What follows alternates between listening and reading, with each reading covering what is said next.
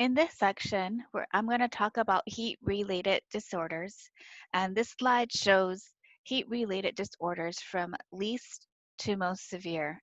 So heat cramps is our least severe heat-related disorder, and it is due most likely to large sodium losses without the sodium being replenished.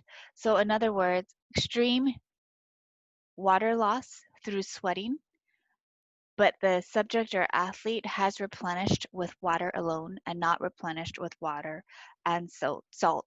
So heat cramps usually results from electrolyte imbalances in the muscle. And it's most common in heavy sweaters who are poor sodium conservers, meaning people who are not heat acclimated or heat acclimatized. Prickly heat is the inflammation of sweat glands and red welts, and this also occurs in unacclimated or untrained people moving to a hot environment. Heat exhaustion is the next serious heat illness, and the symptoms include dizziness, fatigue, nausea, vomiting, and even fainting. In heat exhaustion, core body temperature can still be below 39 degrees Celsius. So 39 degrees Celsius is usually set or usually used as a critical threshold for which anything above this is typically related to heat stroke. So in heat exhaustion, your thermoregulatory mechanisms are still functional, but the subject or athlete cannot dissipate heat quickly enough.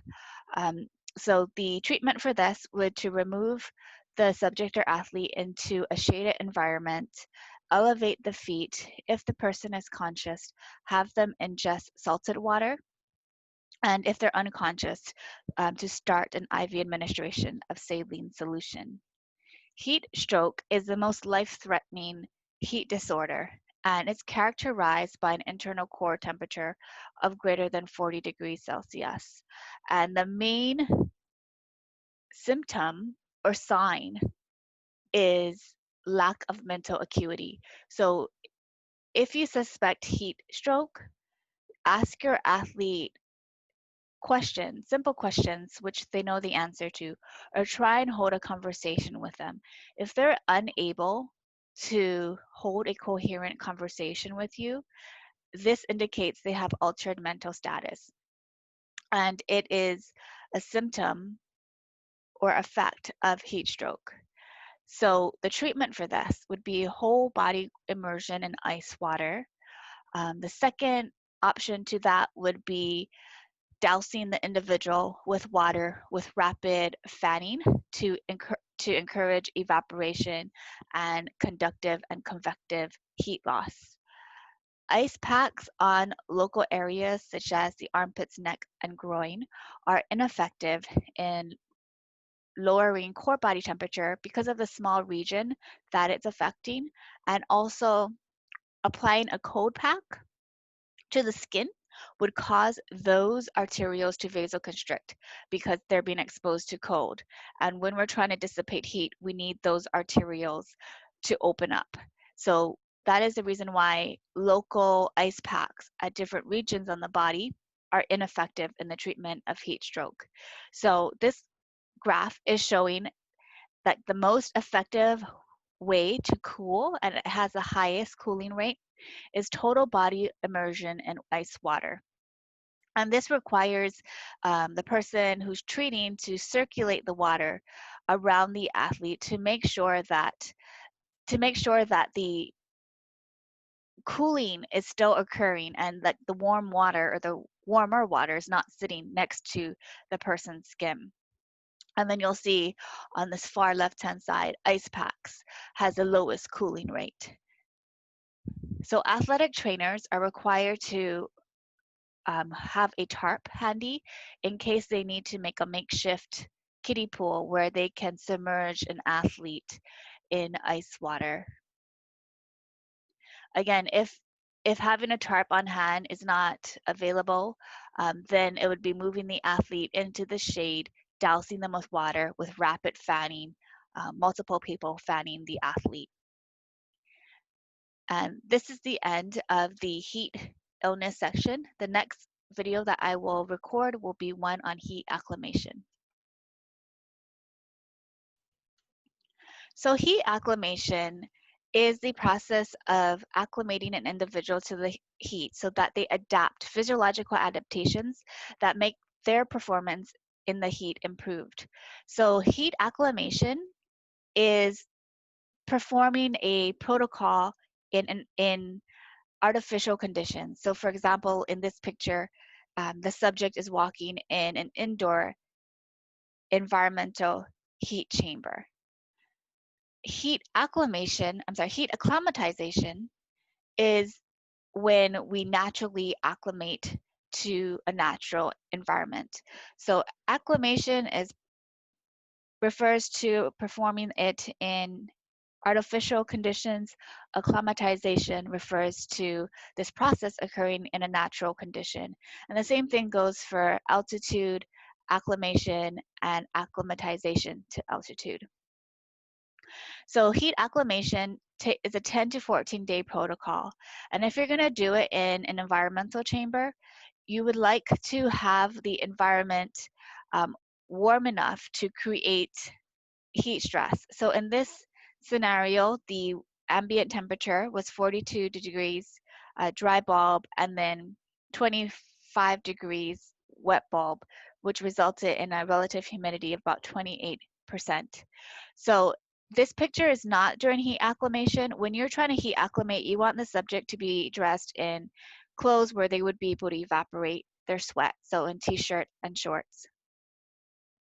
So this is from a study that we did, and we had the subject ingest a telemetric core temperature sensor capsule, which monitored their core body temperature while they were in the chamber. And this is what we used to determine their core body temperature. To ensure that they weren't dehydrated, we tested their urine color using the urine color chart. And if they were dehydrated, we asked them to drink water. We took blood samples and then we instrumented them with skin thermistors that measure the temperature of the skin. And then we had them work in this hot chamber for 2 50-minute work bouts, broken up with a 15-minute recovery between the two. The 15-minute recovery was done in the hot chamber as well. Throughout this entire time, they could drink water ad lib or as much as they wanted. They worked at 56% of their VO2 max. And this exercise session would be terminated if their core temperature reached a temperature of 39 degrees Celsius, if their heart rate became too high or reached 95% of their max, or they requested to stop, or they exhibited signs of exertional heat stress. And then we also asked about their thermal and comfort sensation. So what we found was that on day 1, our subjects were only able to complete 60 minutes of the 2 50-minute work bout. On day 7, all of them were able to complete the entire work bout session, indicating that their performance improved. This indicated that their ability to work in the heat or exercise in the heat increased. We took blood samples and from pre to post exercise, so pre-exercise is in blue, post-exercise is in red. From pre to post-exercise, their hemoglobin and hematocrit increased. Why is that? Why do you think hematocrit and hemoglobin increased? Well, it didn't really increase. What this data is reflecting is a relative increase in the cell-based portion of the blood. This is showing us that they became dehydrated, and as they become dehydrated, the relative increase in hematocrit and hemoglobin increased.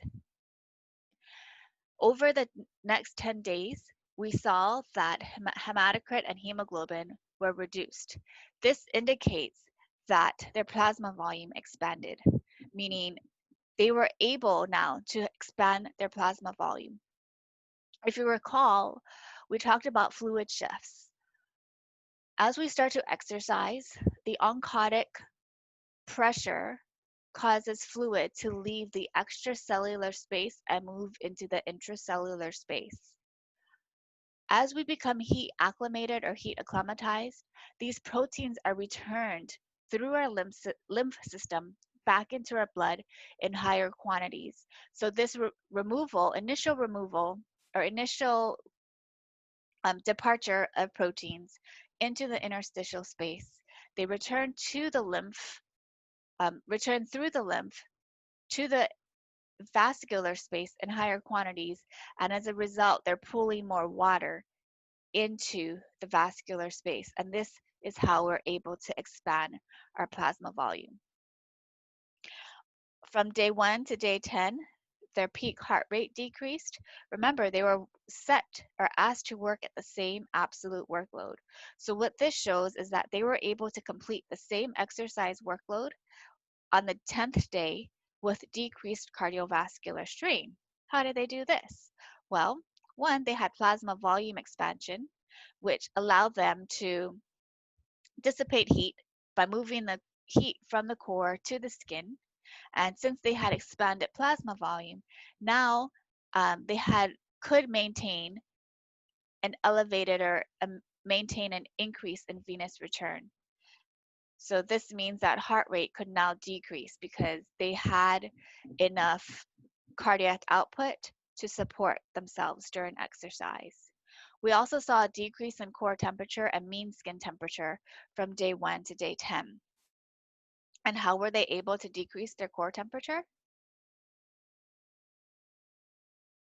Well, they had a plasma volume expansion, which means now they had less competition for blood to be directed to different areas. So now they could direct blood to the skin and help to dissipate in this manner.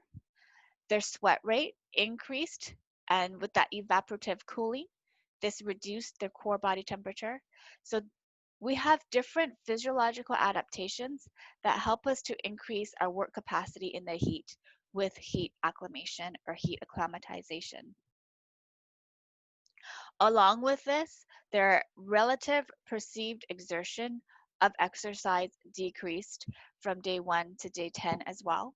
And that's probably reflected because of the decreased cardiovascular strain that they were feeling. And they probably felt a lot cooler because now with the higher sweat rates and increased plasma volume, they were able to keep their body temperature cooler on day 10 versus day 1. So on days 1 through 5, this is when we exhibit the earliest adaptations to heat acclimation, where we exhibit an increase in plasma volume, and as a result, our heart rate decreases. And we also exhibit an earlier onset of sweating. So we start to cool the body sooner, and we have a decreased perceived exertion of exercise.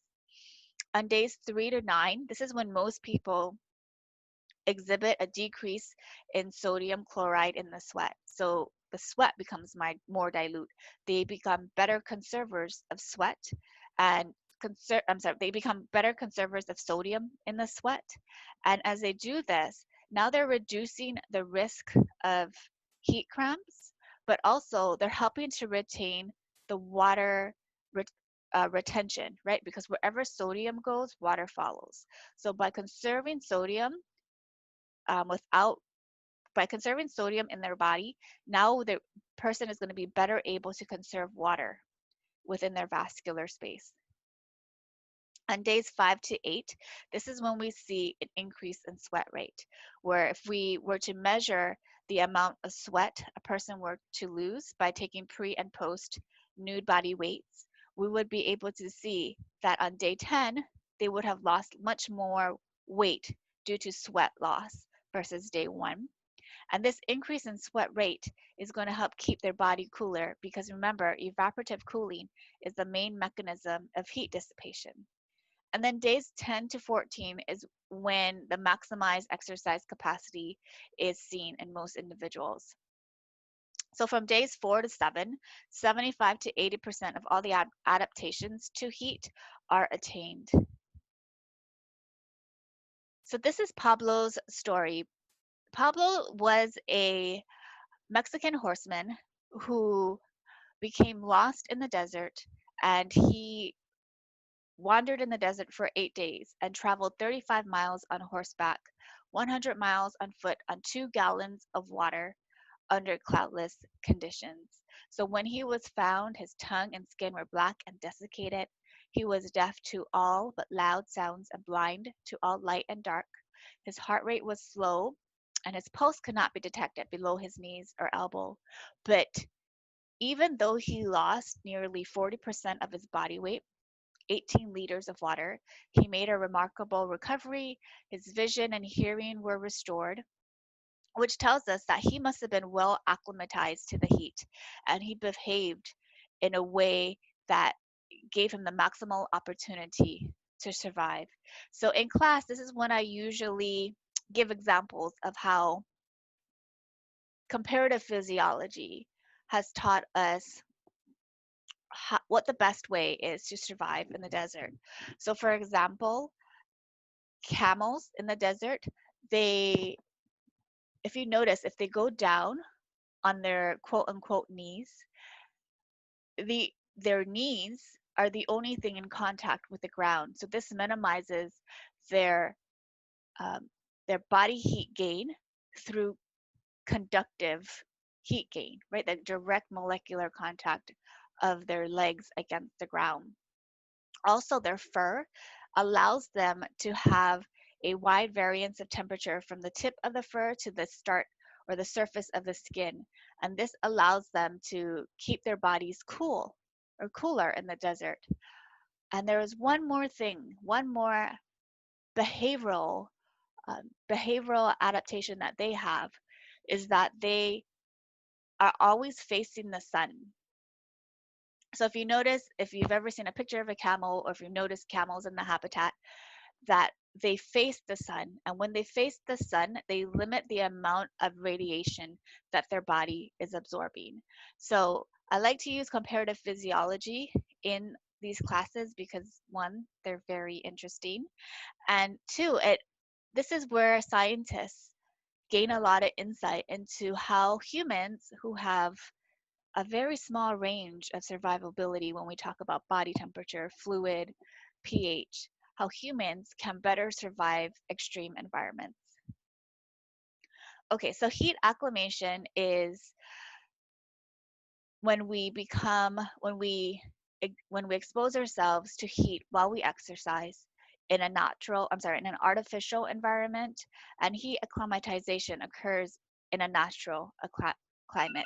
So this would be if we were to actually exercise outside in the heat for multiple days, as maybe as part of a conditioning, part of conditioning in sport before we enter the competitive season.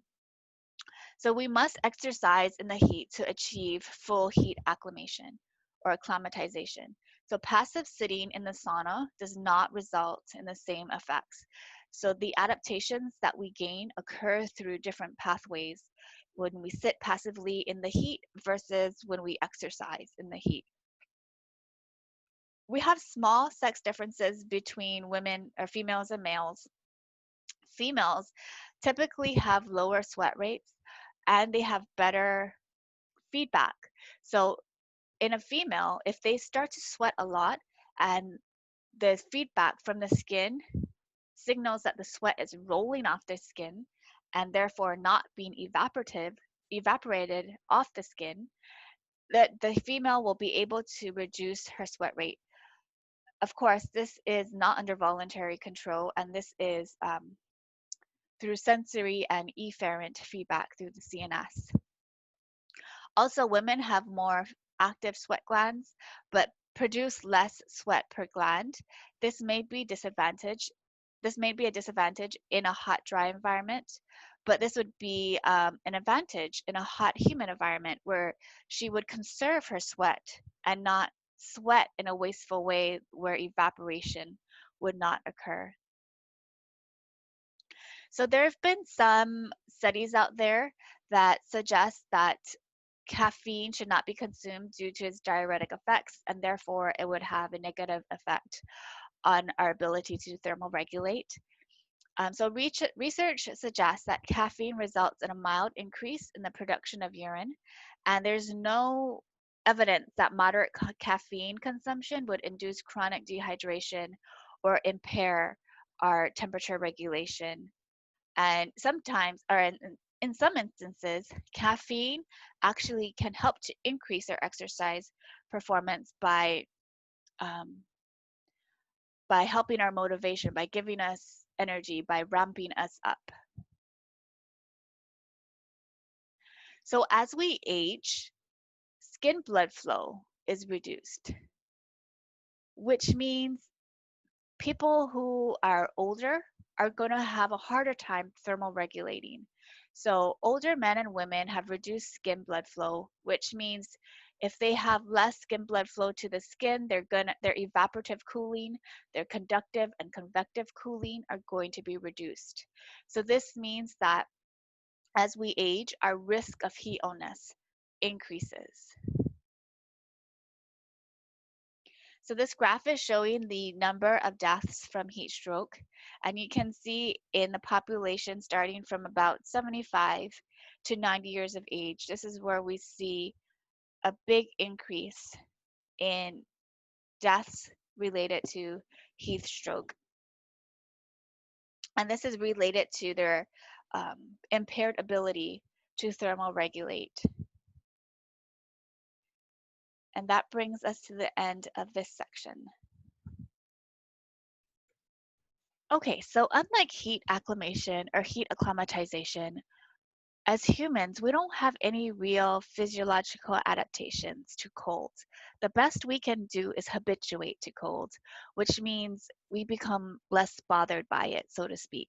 We become desensitized, and there's a dampening effect of the normal response to the stressor, and in this case, it'd be cold. So if you've ever lived in a cold climate, you notice that as the weather starts to get colder and colder in the season, in the winter season, that temperature drop bothers you a little bit more than when you're in the middle or the peak of that winter season because you've already habituated to the cold. Likewise, if you fly straight from Hawaii to a cold climate, you're going to be more stressed or sensitive to that cold versus somebody who had been living in that climate and had the chance to habituate. So this is one response. Habituation is one response to being exposed to cold. So habituation is a blunted, less vigorous shivering in response to a change in ambient temperature, which TA stands for, is ambient temperature. We also exhibit two other patterns, a metabolic and an insulation pattern.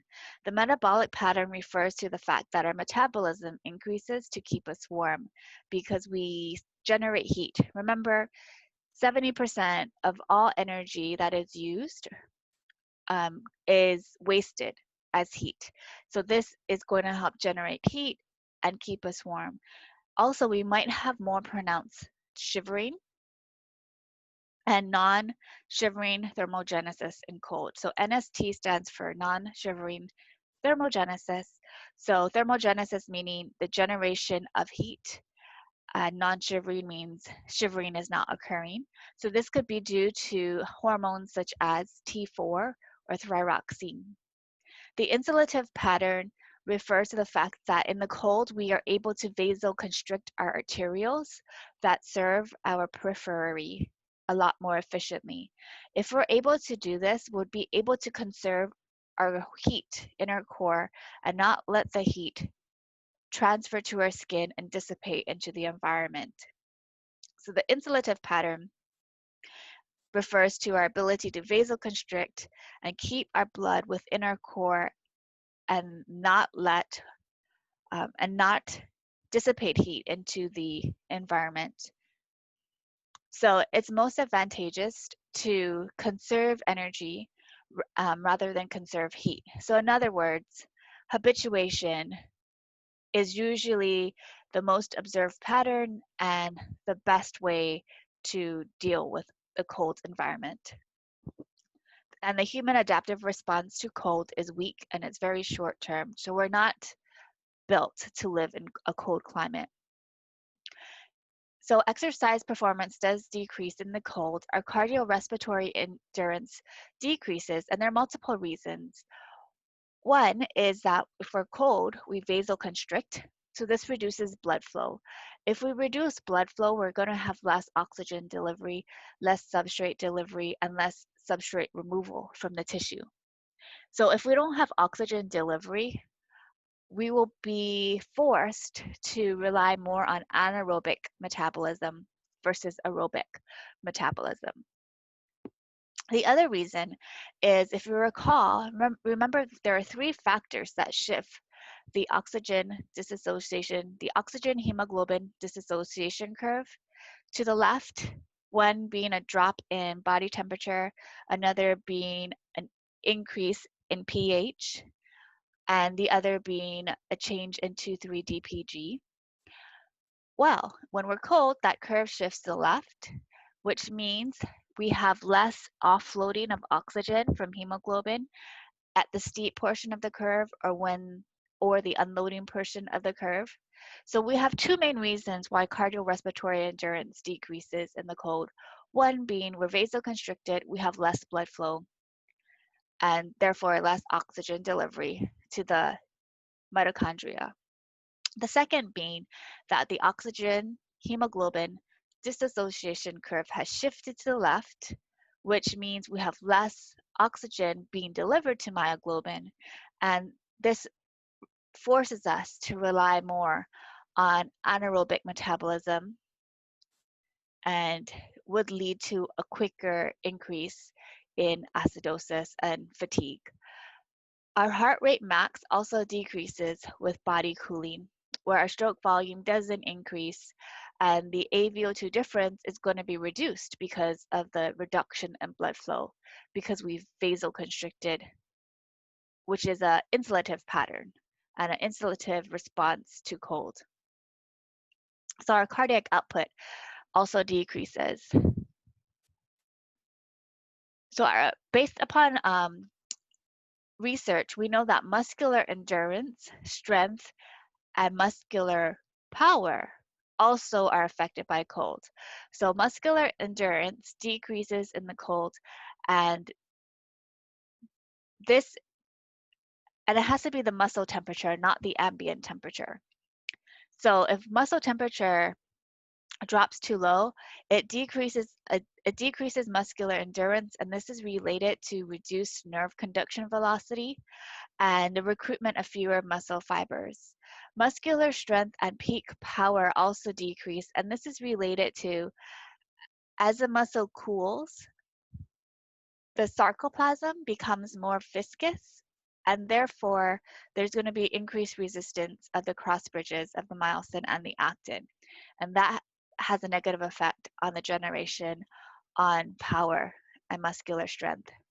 Also, if you recall, enzymes perform within certain limits. So when our pH falls outside certain limits, or when temperature falls outside certain limits, the chemical reactions will be slowed.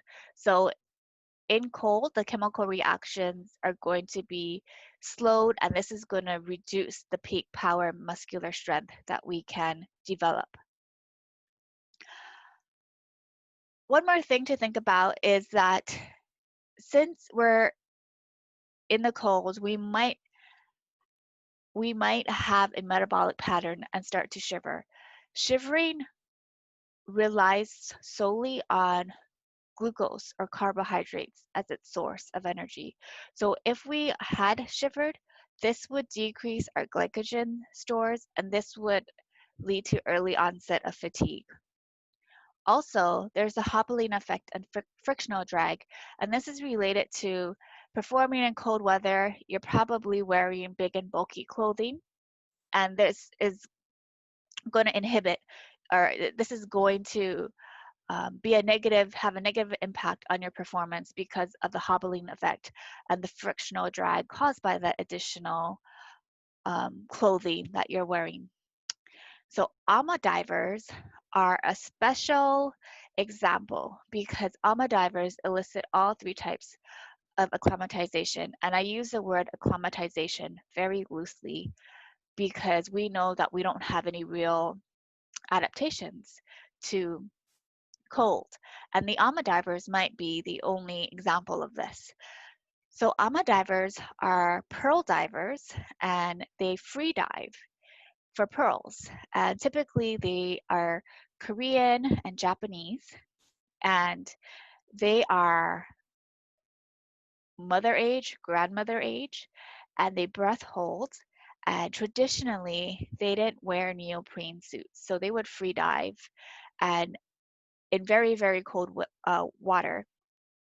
So in a summer dive, their core temperature would drop 1.7 degrees Fahrenheit, and then in a winter dive, their core temp would drop almost 4 degrees Fahrenheit, and they are fine. This is their livelihood. So AMA divers actually elicit all three types. The insulative, meaning they vasoconstrict a lot better. Metabolic, they increase their basal metabolic rate to keep their core temperature elevated.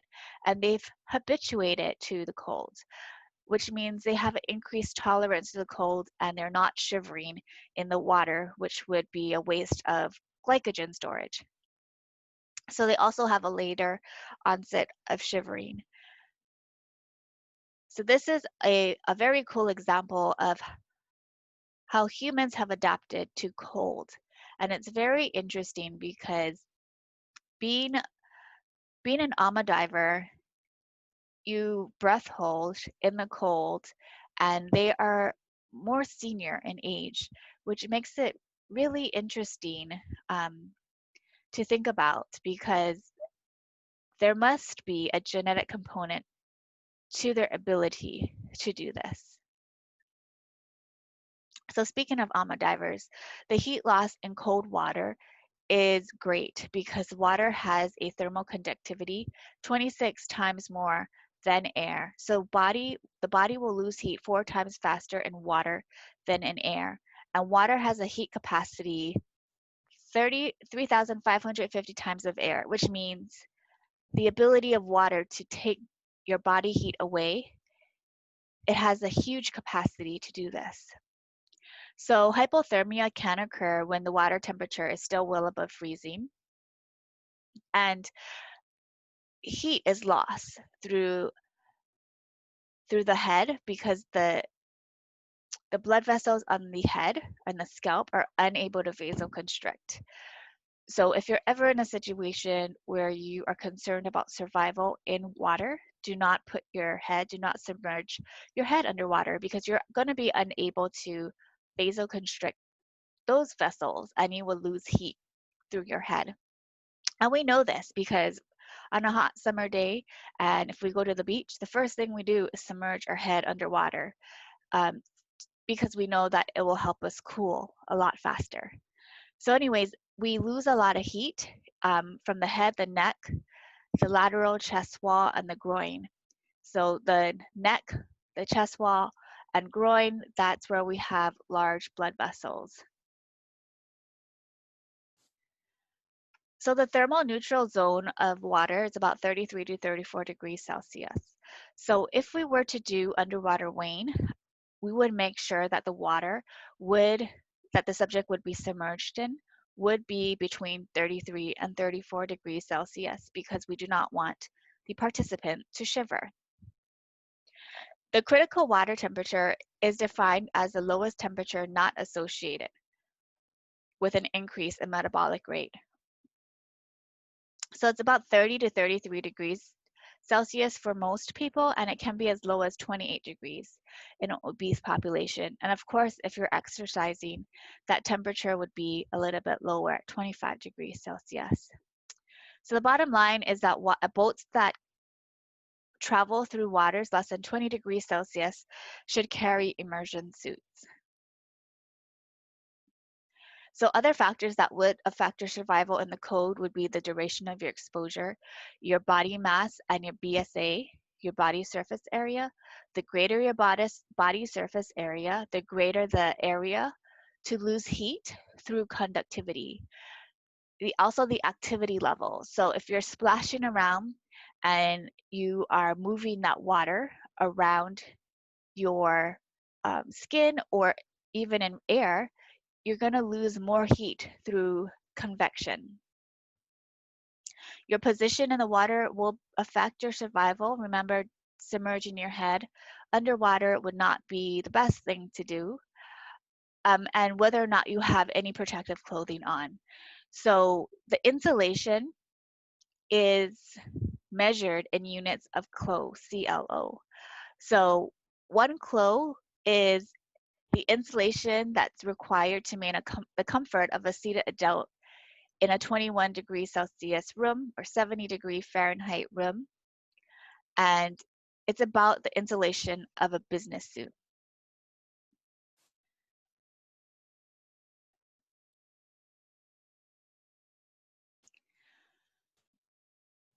So our insulative response, remember, is our ability to vasoconstrict.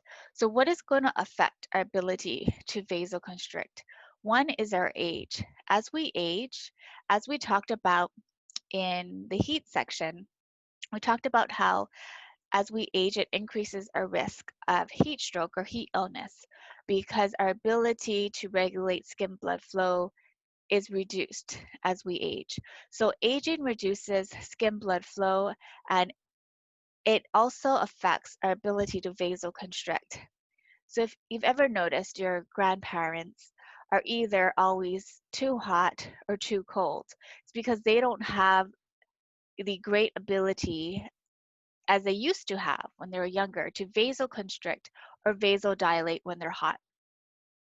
Also, body composition affects insulation. So body fat and metabolic rate are inversely related during cold exposure.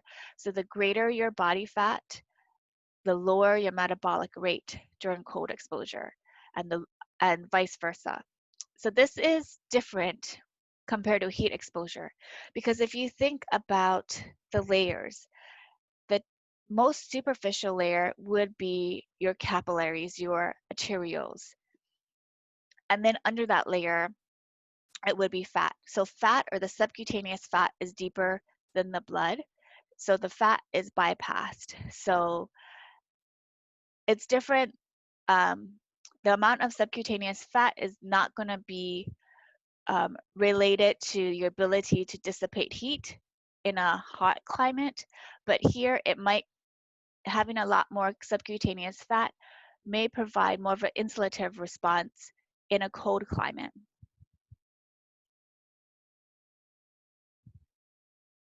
So the metabolic response talks about how we increase our metabolism to generate heat to keep ourselves warm.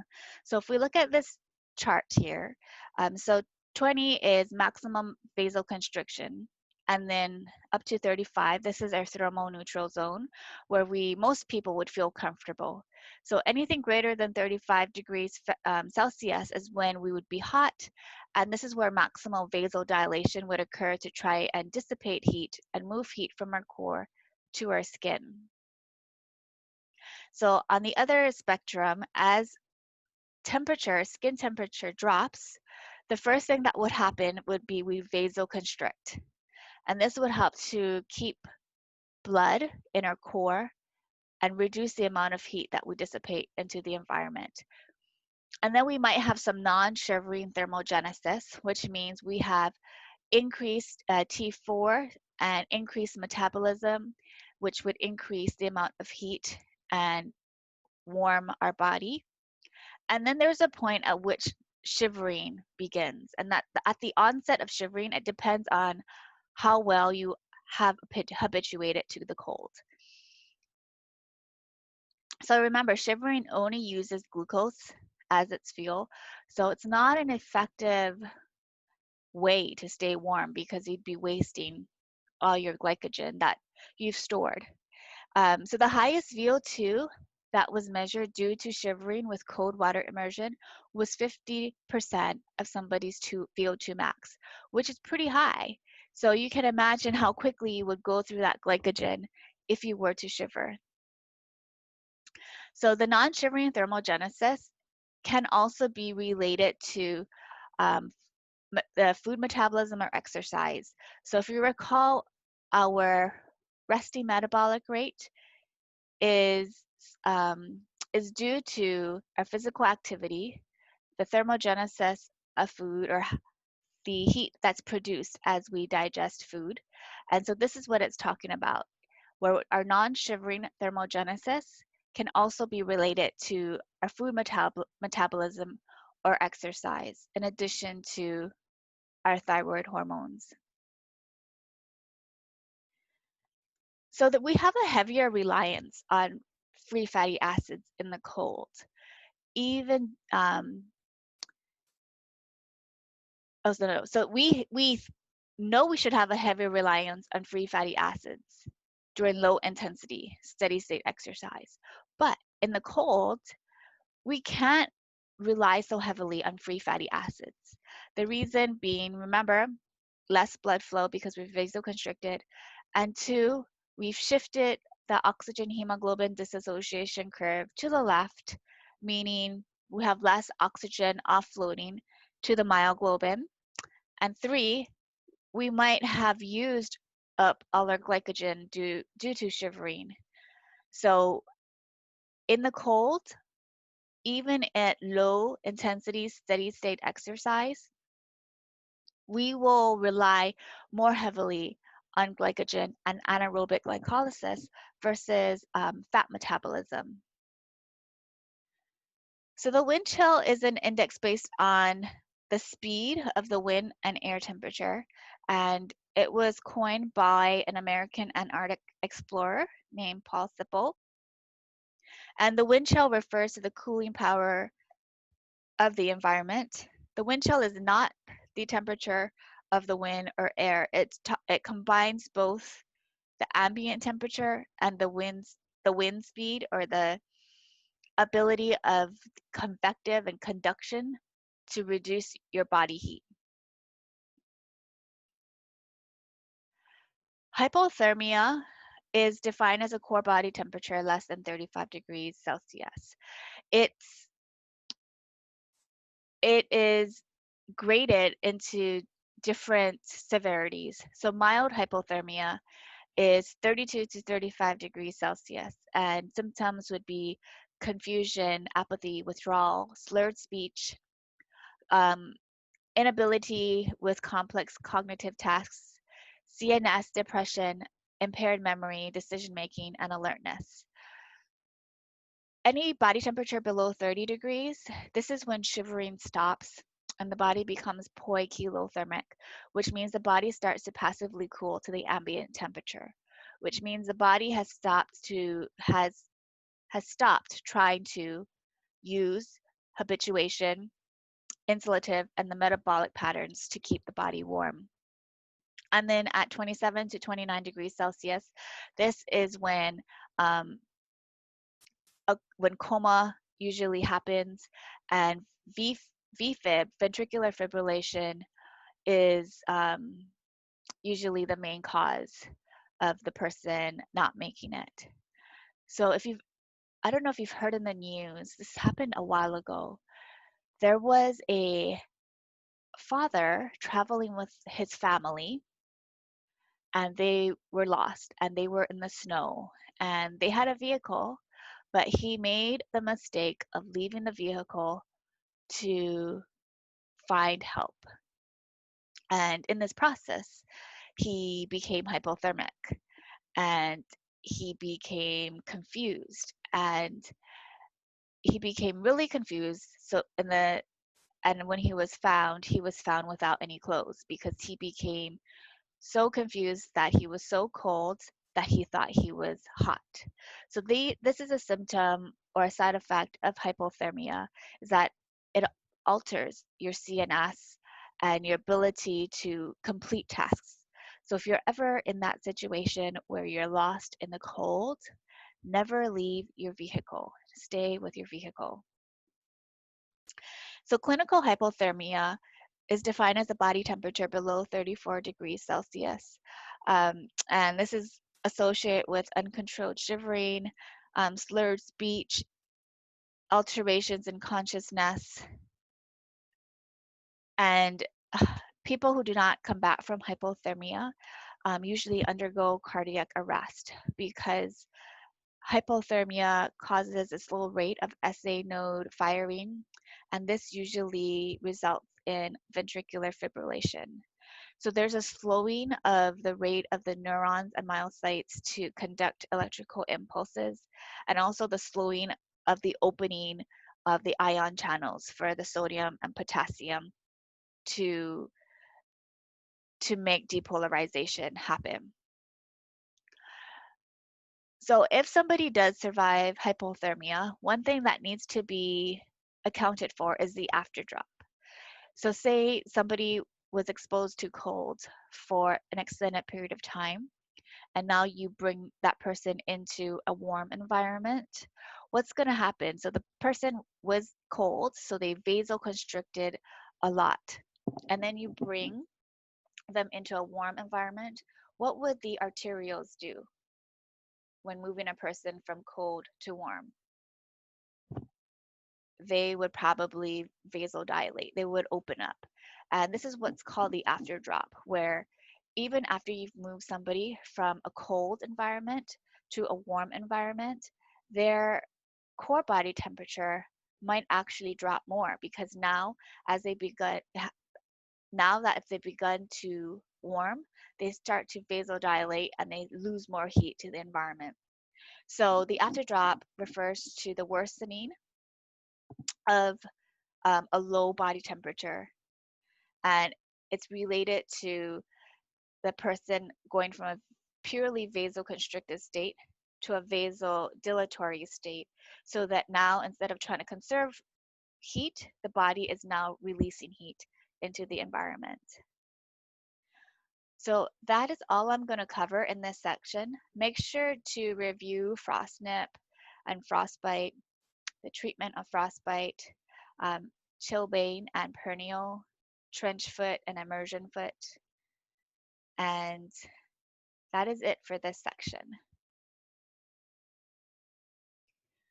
This is chapter 13, exercise at altitude. So just a little bit of history. In 1644, Torricelli developed the mercury barometer. In 1648, it was discovered that barometric pressure decreases with altitude. In the 1700s, it was discovered that oxygen and other gases contribute to barometric pressure. In 1875, the first balloon fatalities were reported, and actually in the 1880s, scientific research started to describe the effects of altitude and hypoxia on survival. So we know today that moving to altitude affects barometric pressure, and it's this barometric pressure which is going to affect the partial pressure of oxygen.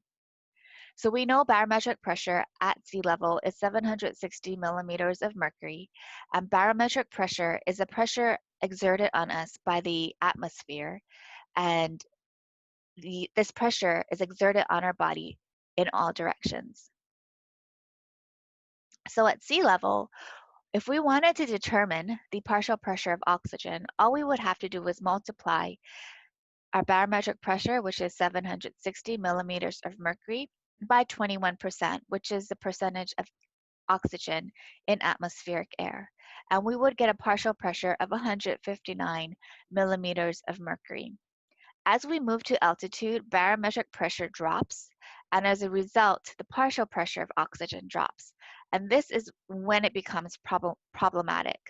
In hypobaria, or in conditions with low barometric pressure as seen at altitude, this results in hypoxia, meaning the oxygen content in the atmosphere in the atmospheric air around us is low, and it can result in hypoxemia, or low oxygen content in the blood.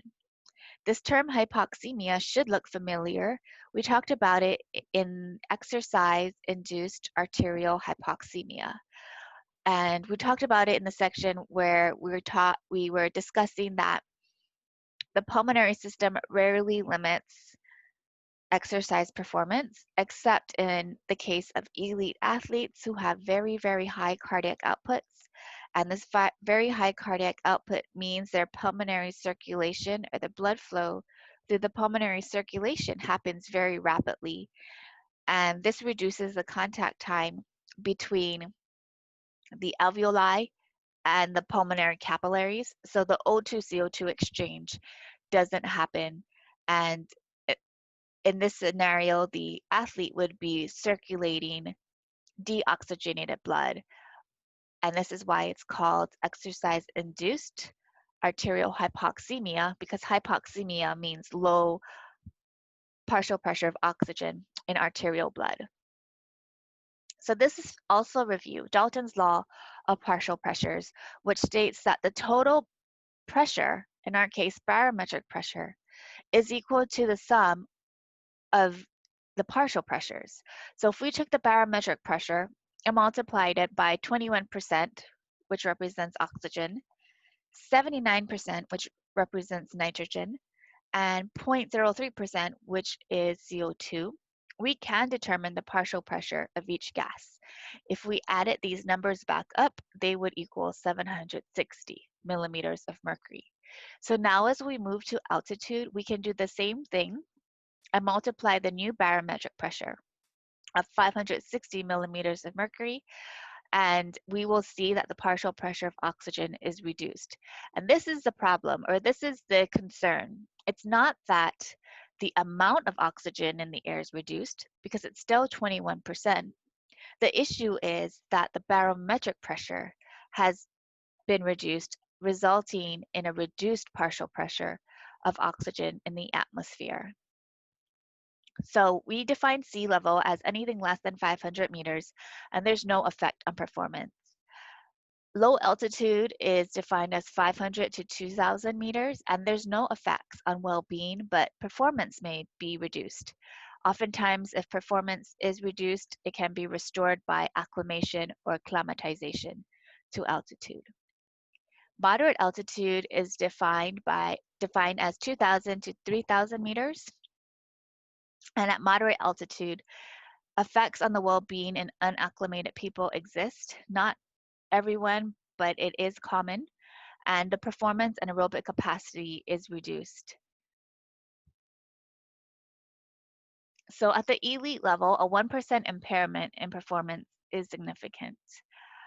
So this is a huge concern for athletes who are performing at altitude, because altitude can turn great players into good players, and at least in terms of their performance.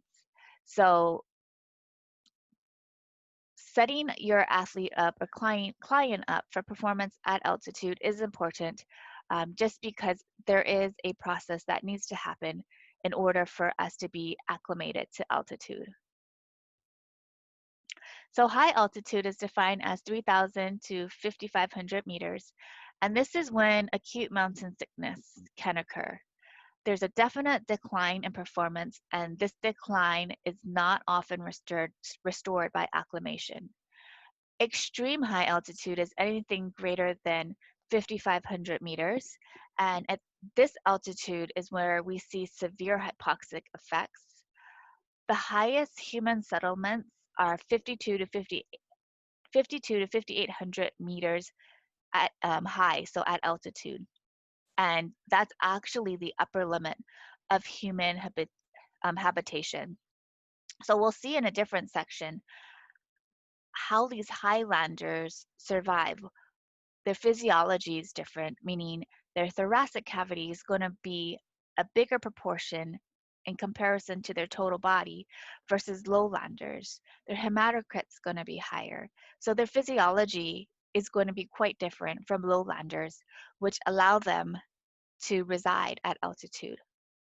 So for our purposes for the class, we'll define altitude as anything greater than 1,500 meters.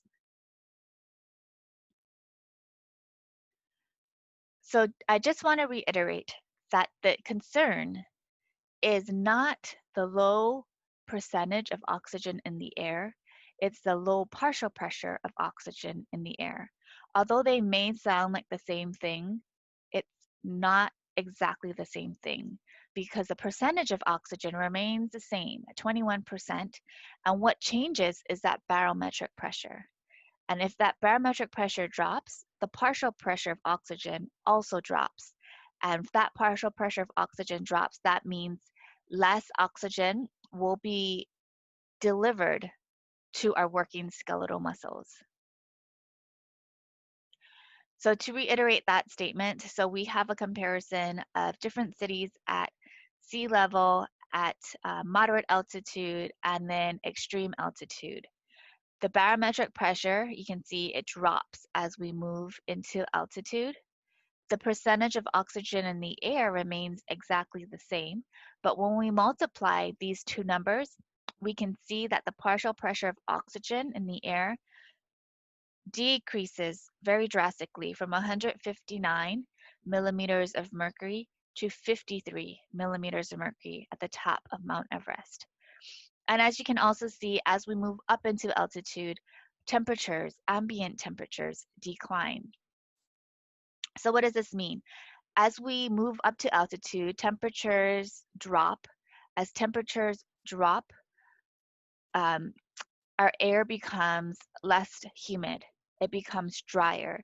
So with the drier air, we're going to lose more water, insensible water loss through our respiration and skin. So at altitude, the risk of dehydration, although it's cool and we might not have the urge to drink, it's still very possible to become dehydrated just because, one, it's cold, we're not motivated to drink, and two, at rest, we're going to lose a lot more water through our respiration and through our skin through insensible water loss. Also at altitude, the solar radiation is much higher because the UV rays travel through less atmosphere. Also, water normally absorbs sun radiation, but with such low water pressures at altitude, the air becomes, or the air is less able to absorb the sun's radiation. Also, the snow reflects and amplifies the solar radiation. So you know if you've ever gone skiing or snowboarding that you still need to apply a lot of sunscreen. So this is the end of this section. And the next section, we're going to talk about physiological responses and adaptations to altitude. In this section, we are going to talk about the physiological responses to acute altitude exposure. Acute meaning short-term impact. What happens when we arrive at altitude? The first thing that will happen is that we'll start to hyperventilate. Our pulmonary ventilation increases almost immediately. And the reason for this is because, as we talked about in the previous section, the barometric pressure is reduced at altitude, which reduces the atmospheric partial pressure of oxygen, which in turn decreases the alveolar partial pressure of oxygen, how much oxygen in our alveoli or our lung. And this in turn causes a reduction of oxygen in the arterial blood being circulated in the systemic circulation. So this results in a low partial pressure of oxygen within the blood. And this is detected by the chemoreceptors in our aortic arch. The chemoreceptors send a sensory message, an afferent message to the CNS, and the CNS responds with an efferent message to increase ventilation. So this increased ventilation is accomplished by increasing both tidal volume and frequency. So tidal volume can be increased for several hours or days. And remember, minute ventilation is equal to frequency times tidal volume. So by increasing one or both of the factors, tidal volume or frequency, minute ventilation increases. When we increase minute ventilation, we start to hyperventilate, and this causes us to blow off too much CO2. And if you recall in a different section, we talked about how CO2 content is an important regulator of pH, where if we have too much CO2 buildup, this causes acidosis and pH drops. If we have too little CO2, this causes us to become alkaline and pH increases. So in this case, we start to hyperventilate, we blow off too much CO2, we become alkaline, pH increases. So what we're going to talk about in this section is that the partial pressures of CO2 and O2 are a result of the low barometric pressure, and it's not a result of reduced function of the actual system.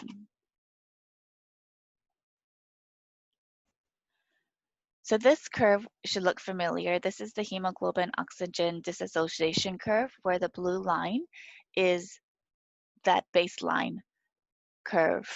And we talked about different factors which can shift the curve to the left or right.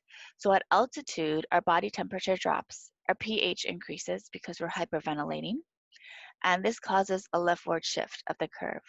This means that we're going to have more binding of oxygen to hemoglobin at the lung in the loading portion, but at the tissue level, hemoglobin is going to bind more tightly to oxygen and give oxygen up less readily to myoglobin. So this results in less oxygen delivery at the tissue level. In addition, the kidneys will excrete more bicarbonate. And if you recall, we talked about how hydrogen ion combines with bicarbonate to create carbonic acid.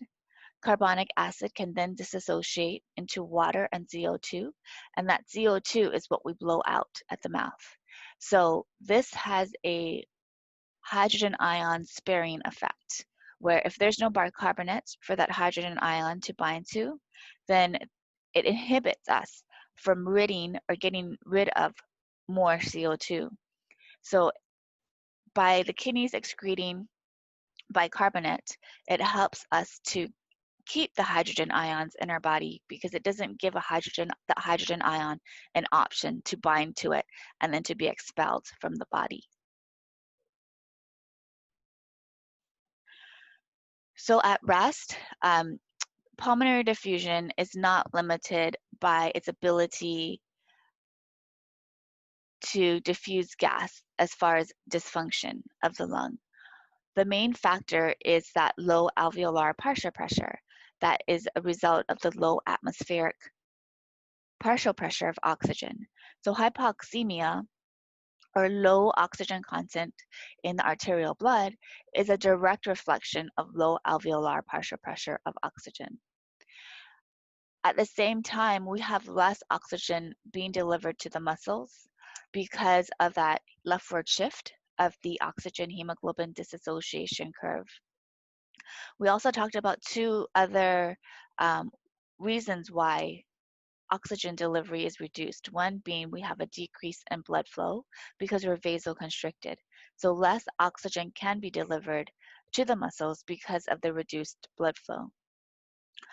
And then the third being related to the reduction of the diffusion gradient of oxygen at the lung level and then also at the tissue level.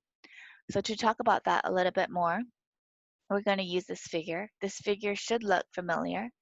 The left-hand panel we've seen in a different section, where at sea level, the partial pressure of oxygen in the atmosphere is 159, where we just got this number by multiplying the barometric pressure by 21%.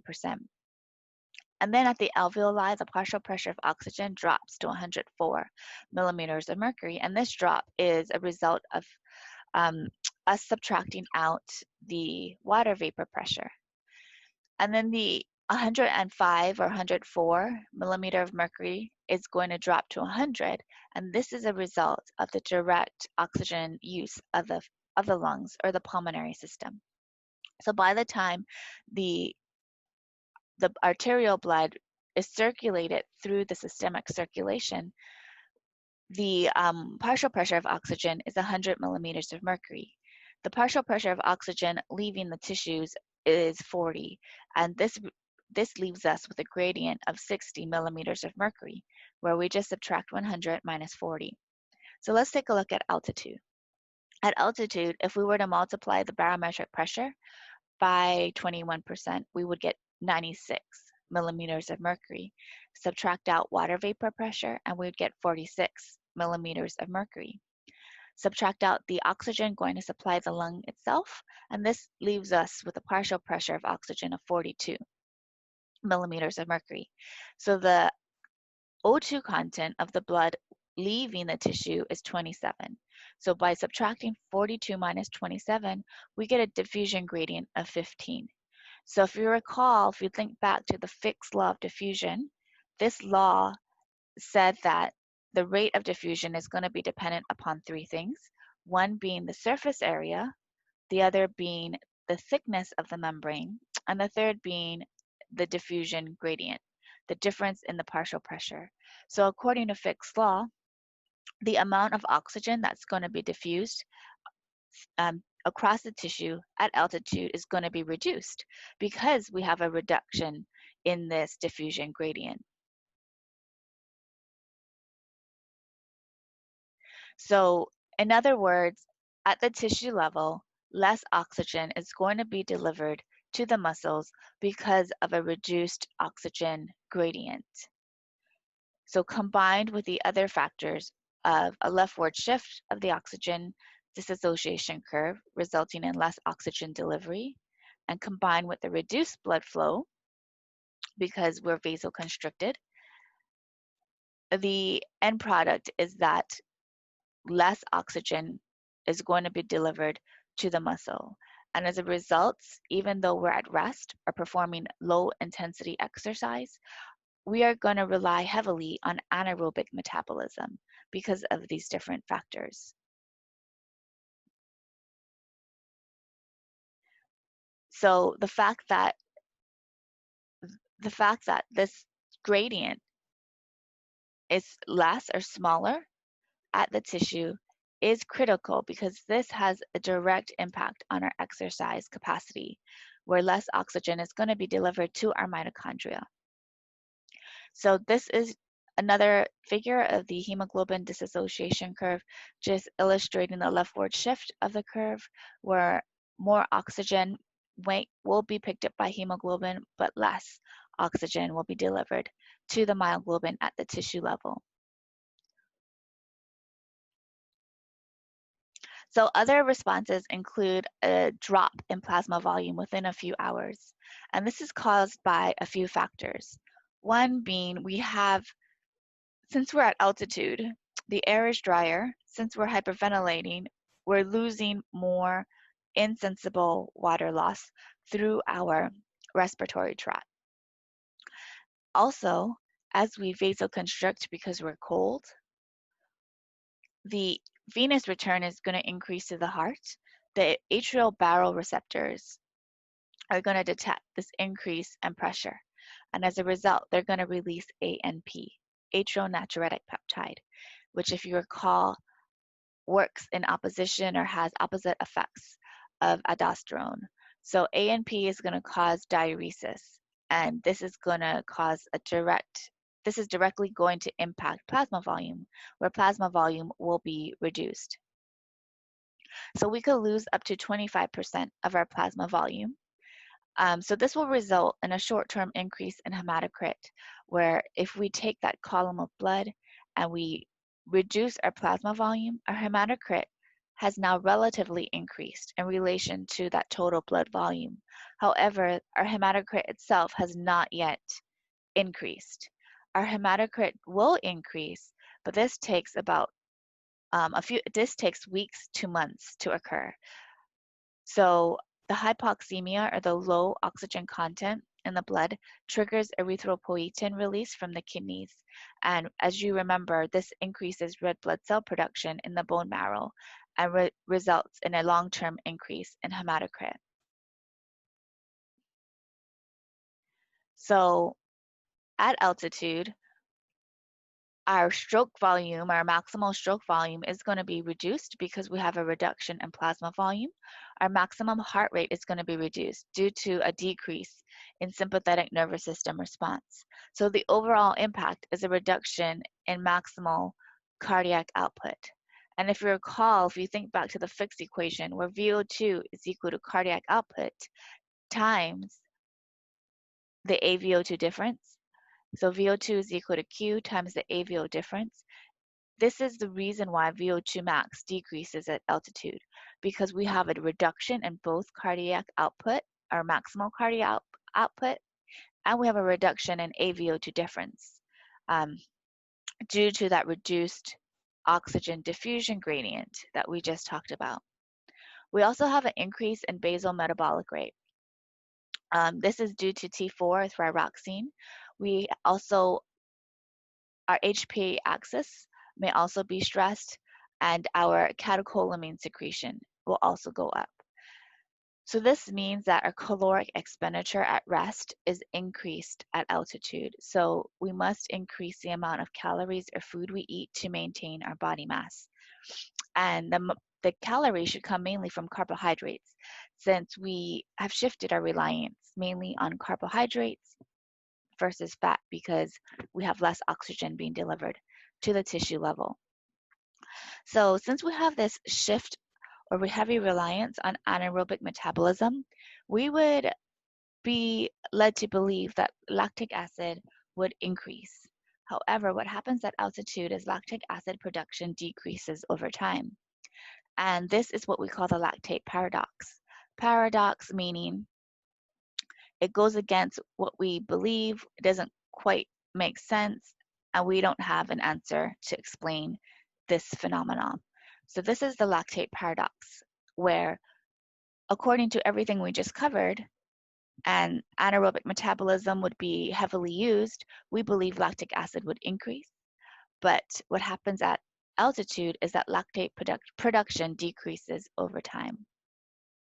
So this table summarizes everything we talked about, where it outlines the adaptations or physiological responses to altitude for each system. So for example, the pulmonary system, we talked about an increased ventilation, and this happens through increased frequency and tidal volume. We talked about the leftward shift in the oxygen hemoglobin dissociation curve, and we talked about our pH increasing and we becoming more alkaline as a result of the low partial pressure being detected by our chemoreceptors, which then stimulate hyperventilation. At the heart, we have a decreased plasma volume due to the ANP stimulation and an increased respiratory water loss, and this causes a decrease in stroke volume. So heart rate at rest is going to be elevated. So don't worry about these 2 bullet points that are X'd out. The metabolic system is going to be affected by an increased metabolic rate and a decreased AVO2 difference. And this is due to the decreased partial pressure difference between arterial blood and venous blood. So as a result of a decreased oxygen delivery, we're going to rely more heavily on carbohydrates for energy. And then the lactate paradox states that lactic acid increases, but it eventually starts to decrease over time at altitude. Our kidneys help to maintain pH by excreting bicarbonate ions. So this helps to reduce pH levels, and it helps to conserve the amount of hydrogen ions in our body. It also increases red blood cell production by the kidneys' release of erythropoietin, and also the kidneys' diurese. And this is a result of ANP released from the heart, or the atrial. So at altitude, dehydration occurs faster because of our hyperventilation. So we're losing a lot more water through our respiratory tract. And this is insensible, so we don't sense this. Also, our kidneys are excreting more urine. And with sweating, we are going to become dehydrated quicker. But since the air is very dry at altitude, the sweat that we do sweat is going to be evaporated quickly. So we're not going to sense, or we're not going to be able to detect our actual sweat rate. So we won't be able to balance our hydration. So this is one of the reasons why dehydration occurs faster at altitude. Our appetite also declines at altitude, so paired this with an increase in metabolism, this could result in caloric deficit each day. So So climbers and mountaineers need to be educated about eating and hydrating at altitude. And then maintenance of iron intake would also be important to support the increase in hematocrit. So Mount Everest, also known as Nepal in Siddharthma and in Tibet as Kwomalongma, is the Earth's highest mountain. So if we were to measure your VO2 max on Mount Everest, which falls off this chart, it would be probably about 30 to 40% of your actual VO2 max if it was measured at sea level.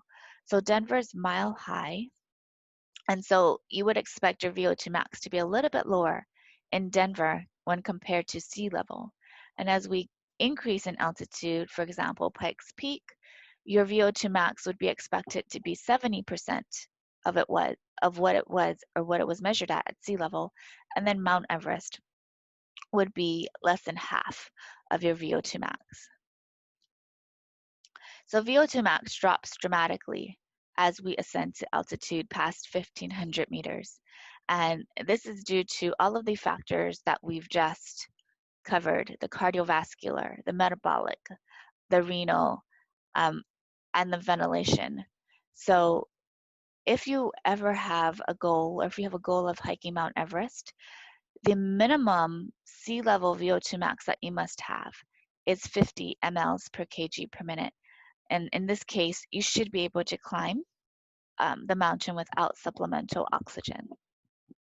So say if you measured your VO2 max at sea level, your VO2, and it was 62 mLs per kg per minute, at the top of Mount Everest, you could expect your VO2 max to be measured at 15 mLs per kg per minute, which at sea level, if this was your VO2 max, this would be equivalent to a cardiovascular patient, a patient with compromised cardiorespiratory function.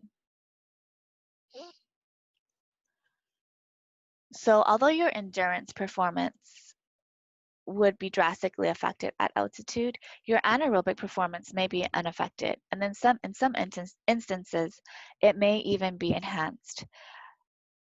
So for example, for a 100 or 400 meter track sprint, your anaerobic performance may not be different at altitude, but you might even have improved times due to less air resistance. So improved jump distances may also result. So high jump, long jump, throwing events will have varied effects, where maybe the discus will have a worsened effect due to the lack of air lift or lift caused by the air. The javelin may be increased or decreased as well. Okay, so this is the end of this section.